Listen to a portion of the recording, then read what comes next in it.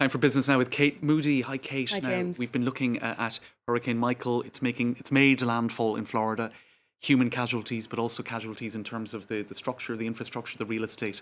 Tell us about that. Absolutely. Well, unfortunately, it's something that residents in Florida have had to get very used to, specifically people who live along the coastal regions. They have been ordered to evacuate, of course, as they face the biggest risks in terms of flooding and destruction. Rising sea levels and worsening storms have been threatening ever more frequent flooding and damage to those areas. With seaside property values dropping, a new phenomenon is now taking hold. It's called climate gentrification, as the wealthy move inland to traditionally poorer areas. Brian Quinn has this report.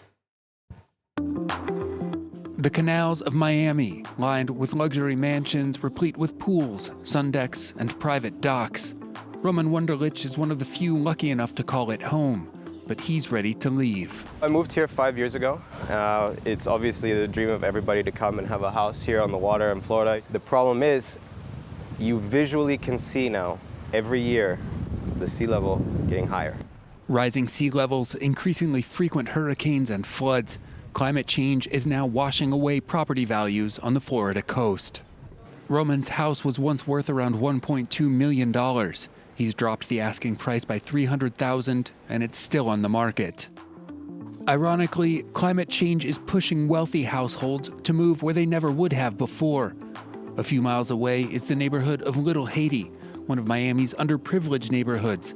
But since it's not near the water, property values here are rising fast. Almost every one or two houses has a for sale sign. This house here is close to $500,000, and this is a neighborhood where assessed value may be anywhere from $50,000 to $70,000.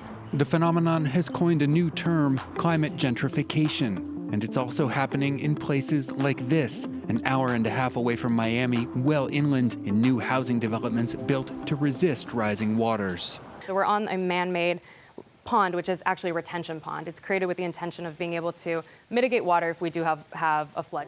In the southern U.S., developers are imagining the buildings of a future facing major climate change. Houses raised far off the ground and rounded to better survive hurricane winds. Even floating houses that rise in relation to the rising of the sea. EU environment ministers have agreed new emissions limits for cars from the year 2030. The compromise agreement will see a 35% reduction in CO2 emissions on new vehicles. Germany, which is home to some of Europe's biggest car makers, had resisted a greater cut that was being pushed for by other member states. The British economy grew a stronger than expected 0.7% for the third quarter, according to new data. But the breakdown is less encouraging. After relatively strong expansion in June and July, economic activity ground to a halt altogether in August.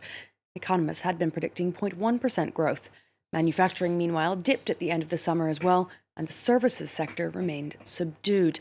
The figures from the Office for National Statistics were released just a day after the International Monetary Fund downgraded forecasts for the British economy for both this year and next.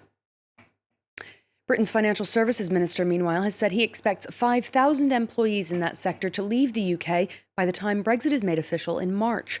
John Glenn told UK lawmakers that the move would take place regardless of whether a Brexit deal is reached or not. He said he would do everything possible to make sure London remains a thriving financial centre once the UK leaves the European Union. The financial industry generates more than €80 billion in tax revenues, and the EU is its biggest single export market. Let's check in on the day's trading action now. A major sell-off happening on Wall Street, where stocks have turned sharply down. The Dow Jones shedding 500 points, down over 2%. The Nasdaq closer to 3 this hour. The tech and industrial sectors have been underperforming, with Netflix sliding 6%, Amazon down about 4%. Concern over trade tensions and interest rates are contributing to those ongoing losses there. The major European markets also plunged back into the red. The DAX and CAC 40 each lost more than 2% by the close. Stocks in Milan were down about 1 3/4. Luxury retailers, including LVMH, Moncler, and Kering, were near the bottom, down between about 7% and 10% each. Brazilian authorities have launched a fraud investigation into the activities of Paulo Guedes, the top economic advisor to the presidential frontrunner Jair Bolsonaro. Prosecutors say they're looking into whether Guedes may have mismanaged or illegally obtained money from pension funds of state-run companies. Guedes was the architect of Bolsonaro's economic platform, which includes plans to privatize state-run companies and open the country to more international investment. Those proposals have been welcomed by the markets. Stocks in Sao Paulo rose as much as 6% after Bolsonaro's first-round victory this weekend. He is expected to beat his leftist rival, Fernando Haddad, in a runoff later this month. And Guedes would be likely to be considered as a possible finance minister. This report coming out just today, James, unclear, of course, whether another round of corruption inquiries might have any effect on those personnel decisions. Tense times in Brazil over a very tense election, and I suppose we'll be following the outcome of that on France 24. Thanks very much, Kate, for the business. Quick break. We'll be back in a few minutes' time.